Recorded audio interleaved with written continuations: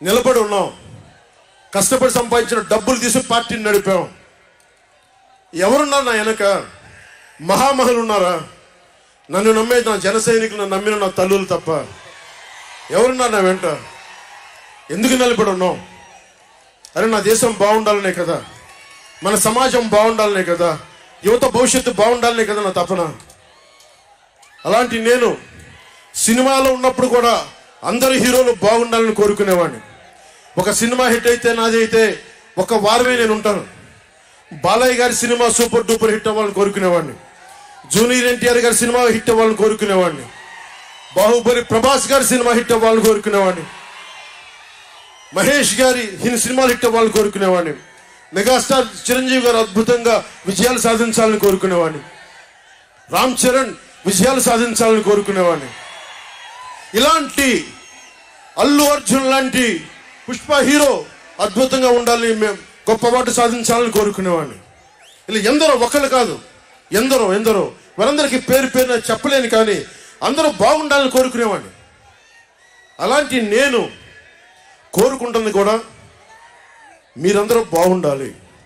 మనలో మనం కొట్లాడకుండా, కులాల మధ్య కొట్లాడకుండా, వర్గాల మధ్య పోరు లేకుండా, ప్రాంతీయ విభేదాలు లేకుండా ఆంధ్రప్రదేశ్ సుభిక్షంగా ఉండాలని తపన పడేవాడిని నేను.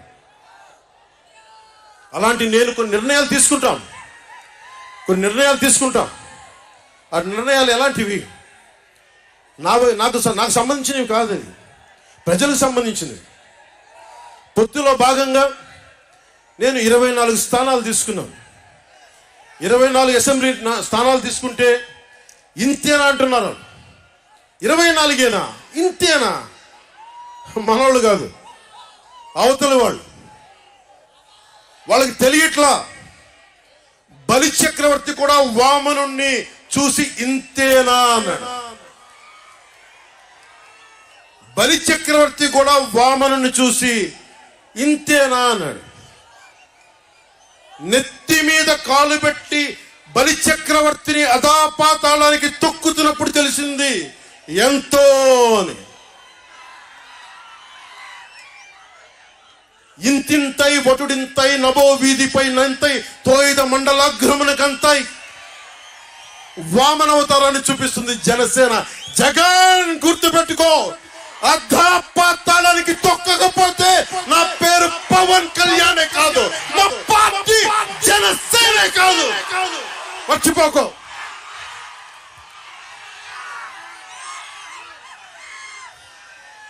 రేపు ఎన్నికలైనప్పుడు వైసీపీ వాళ్ళకి తెలుస్తుంది మనం ఎంతో. నెత్తి మీద కాలేసి తొక్కుతాం కదా, అప్పుడు అర్థమవుతుంది మేమేంటో. జగన్ జనసేన ఒక్క సీటు గెలిస్తేనే నేను రాజమండ్రి రోడ్ల పర్యవేక్షణకి వస్తానని అంటేనే రాత్రికి రాత్రి 10th క్లాస్ విద్యార్థిలాగా, 10th క్లాస్ చదువుకునే విద్యార్థిలాగా రాత్రికి రాత్రి రోడ్లు వేశారు. నైట్ అవుట్ చేసి మరి ఒక్క సీటుకే ఇదంతా. ఒక్క సీటు గెలిస్తేనే రాత్రికి రాత్రి రోడ్లు వేసావు. జనసేన 24 సీట్లతో ఏం చేయగలరో మీరు ఊహించుకోగలరా? వ్యూహం నాకు వదలండి, నన్ను నమ్మండి.